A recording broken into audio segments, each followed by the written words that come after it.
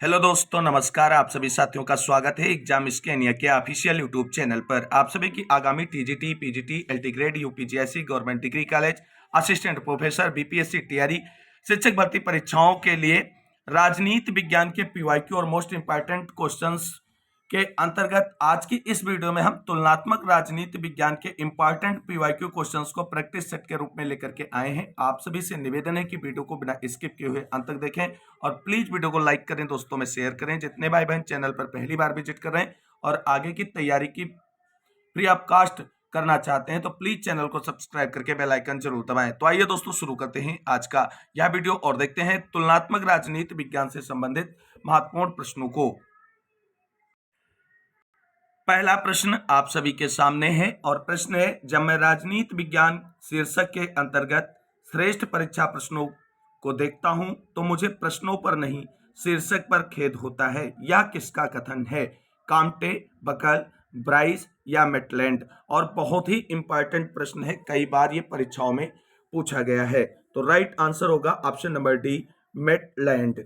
राजनीतिक विश्लेषण के आधार पर इस शब्द की अनिश्चितता और पूर्व अनुमान न कर पाने की क्षमता को लेकर के मेटलैंड ने कहा है कि जब मैं राजनीति विज्ञान शीर्षक के अंतर्गत श्रेष्ठ परीक्षा प्रश्नों को देखता हूं तो मुझे प्रश्नों पर नहीं शीर्षक पर खेद होता है। अगला प्रश्न देखते हैं और अगला प्रश्न आप सभी के सामने है। प्रश्न है, हाब्स के अनुसार निम्न में से कौन सा एक कानूनों पर प्रतिबंध के रूप में कार्य करता है? प्राकृतिक कानून, दैविक कानून, अंतर्राष्ट्रीय कानून या इनमें से कोई नहीं? तो राइट आंसर होगा ऑप्शन नंबर ए, प्राकृतिक कानून कानूनों पर प्रतिबंध के रूप में कार्य करते हैं, ऐसा हाब्स का मानना है। प्राकृतिक कानून बुद्धि द्वारा खोजा गया प्रत्यादेश है जिसका उद्देश्य आत्म परिरक्षण है।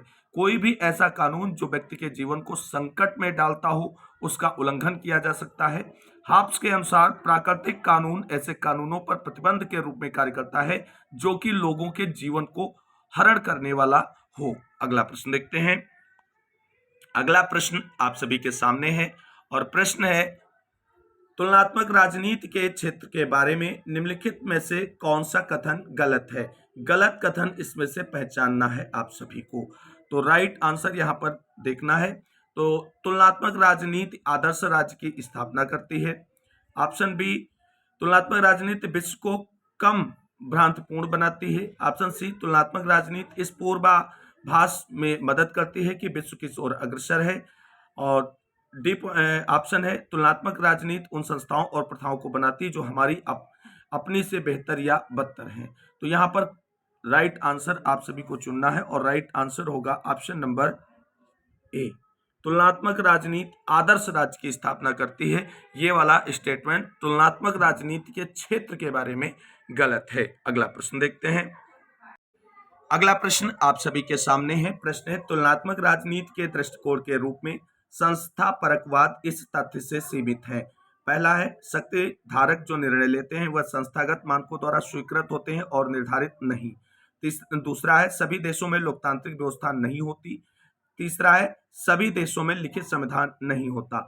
इन तीन में से वो तथ्य आपको आइडेंटिफाई करने हैं जो संस्था परकवाद के तथ्य को सीमित करते हैं।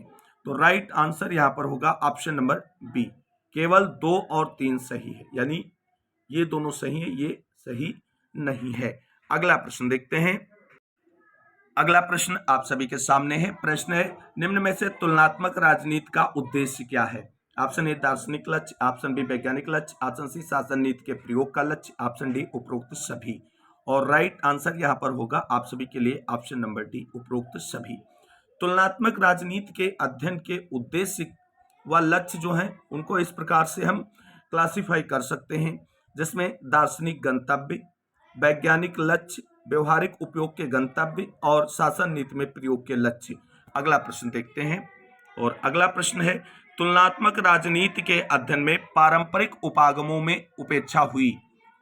सरकार के अध्ययन की, आनुभविक अनुसंधानों की, संस्थाओं के वर्णन की, संविधानों की तुलना की। पीजीटी परीक्षा 2005 में पूछा गया प्रश्न है, बहुत ही इंपॉर्टेंट प्रश्न है। तो राइट आंसर इसका होगा ऑप्शन नंबर बी, आनुभविक अनुसंधानों की।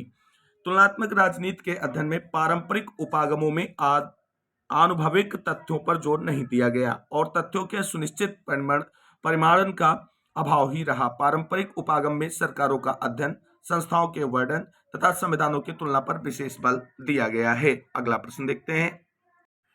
अगला प्रश्न आप सभी के सामने है और प्रश्न है, निम्न में से कौन सी तुलनात्मक राजनीति के परंपरागत उपागम की विशेषता नहीं है? ऑप्शन ए अनुभववादी अध्ययन, ऑप्शन बी मानकीय अध्ययन, ऑप्शन सी औपचारिक संस्थागत अध्ययन और ऑप्शन डी अवैज्ञानिक अध्ययन।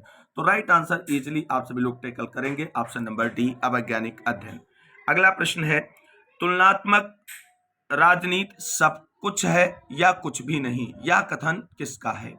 मैकिडिस का, जी के रॉबर्ट्स का, जीन ब्लोंडेल का या स्प्रेंगलर का? और पीजीटी परीक्षा 2004 में पूछा गया प्रश्न है और राइट आंसर यहां पर होगा आप सभी के लिए ऑप्शन नंबर बी। तुलनात्मक राजनीति सब कुछ है या कुछ भी नहीं, ये जी के रॉबर्ट्स का स्टेटमेंट है। थोड़ी चीजें बिल्कुल यहां पर समझनी आप सभी को आवश्यक है। तुलनात्मक राजनीति विभिन्न परिवेश तथा विभिन्न देशों में राजनीतिक व्यवस्थाओं का तुलनात्मक अध्ययन करता है, यानी कंपैरेटिव पॉलिटिक्स जो है वो एक या एक से अधिक जो राज्य हैं उनकी राजनीतिक व्यवस्थाओं का अध्ययन करता है और तुलना के रूप में करता है। इसके अध्ययन के विषय वस्तु को लेकर हमेशा से संशय बना रहता है। यह केवल राजनीतिक संस्थाओं का तुलनात्मक अध्ययन है या इसमें राजनीतिक विकास, राजनीतिक आधुनिकीकरण या सामाजिक आर्थिकी सांस्कृतिक विकास आदि विषय को भी शामिल किया जाए। इसी विषय वस्तु के संदर्भ में जी के रॉबर्ट्स ने अपने शोध कंपैरेटिव पॉलिटिक्स टुडे, ये ध्यान रखना है, जी के रॉबर्ट्स का जो शोध है उसका नाम कंपैरेटिव पॉलिटिक्स टुडे है। उसी में इन्होंने लिखा है कि तुलनात्मक राजनीति या तो सब कुछ है या कुछ भी नहीं है। अगला प्रश्न देखते हैं। प्रश्न है, राजनीतिक संस्कृत के वर्गीकरण में आमंड ने निम्नलिखित में से किस राजनीतिक व्यवस्था को सम्मिलित नहीं किया है?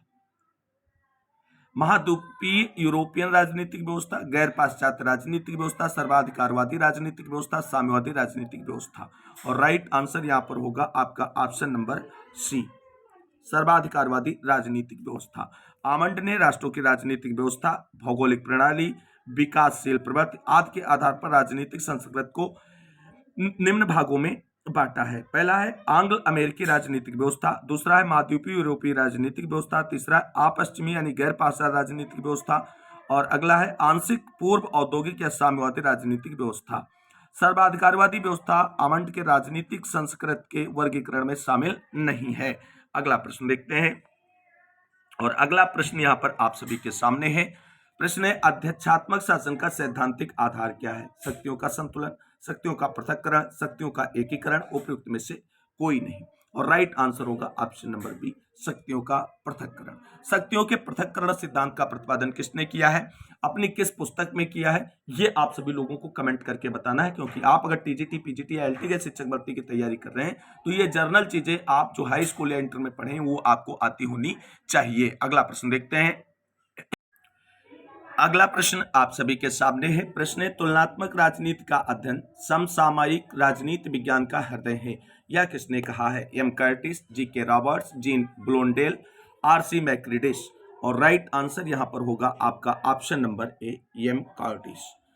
वर्तमान समय में तुलनात्मक राजनीति में विभिन्न देशों की राजनीतिक व्यवस्थाओं जैसे संसदात्मक, अध्यक्षात्मक, संघात्मक, एकात्मक, निर्णय निर्माण प्रक्रिया, शक्ति संरचना तथा शासन प्रणालियों का अध्ययन किया जाता है। इसके अलावा इसमें राजनीतिक विकास, राजनीतिक सामाजिकरण, आधुनिकीकरण, संस्कृतिकरण आदि का भी अध्ययन किया जाता है। और इसी को देखते हुए एम कॉर्टिस ने लिखा है कि तुलनात्मक राजनीति का अध्ययन समसामयिक राजनीति विज्ञान का हृदय है और यह स्टेटमेंट आप सभी को ध्यान में रखना ही होगा।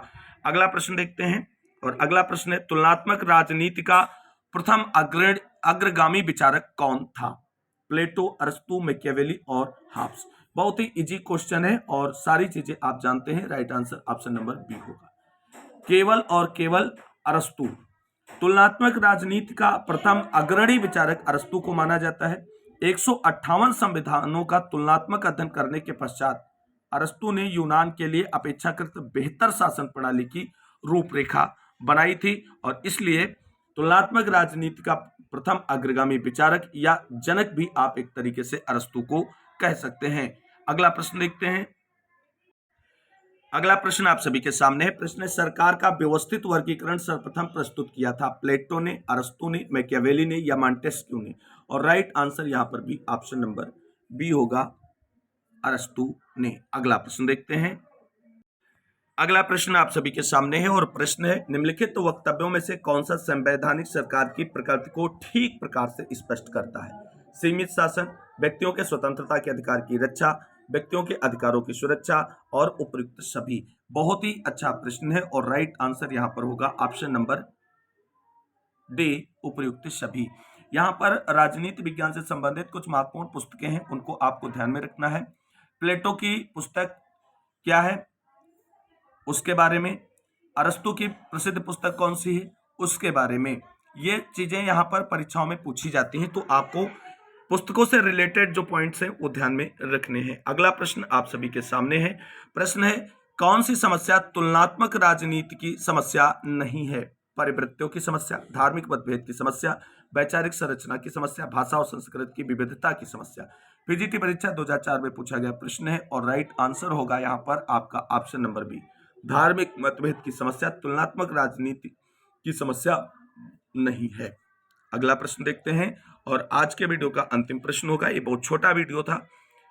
प्रश्न है, राजनीतिक विकास का साधन है? राजनीतिक दल, क्रांतिकारी नेता, राष्ट्रीयता की भावना, ऑप्शन डी उपयुक्त सभी। तो राइट आंसर होगा ऑप्शन नंबर डी, उपयुक्त सभी। अब राजनीतिक विकास के कुछ जो प्रमुख साधन है उन पर अगर हम बात करें तो ऐतिहासिक अध्ययन, विभिन्न राज्य व्यवस्थाओं का तुलनात्मक अध्ययन, आदर्शवाद एवं यथार्थवाद की प्रायोगिक समीक्षा, प्रभावी राजनीतिक दल, प्रभावशाली नेतृत्व अर्थात क्रांतिकारी सेना नेता, राष्ट्रीय भावना और कूटनीतिक दक्षता। तो दोस्तों, तुलनात्मक राजनीति विज्ञान से संबंधित जो इंपॉर्टेंट पीवाईक्यू क्वेश्चंस थे उसको हमने इस वीडियो में इंक्लूड किया एज ए प्रैक्टिस। उम्मीद करते हैं आप सभी को वीडियो अच्छा लगा होगा। वीडियो अच्छा लगा है तो लाइक करें, दोस्तों में शेयर अवश्य करें, क्योंकि फ्री ऑफ कॉस्ट तैयारी आपको पूरे यूट्यूब पर कहीं भी नहीं मिलने वाली है। तो इस वीडियो को अंत तक देखने वाले सभी भाई बहनों को तहे दिल से शुक्रिया, बहुत बहुत धन्यवाद। मिलते हैं नई वीडियो में लेटेस्ट और धमाकेदार प्रैक्टिस सेट के साथ। तब तक के लिए सभी भाई बहनों को जय हिंद, जय भारत, वंदे मातरम।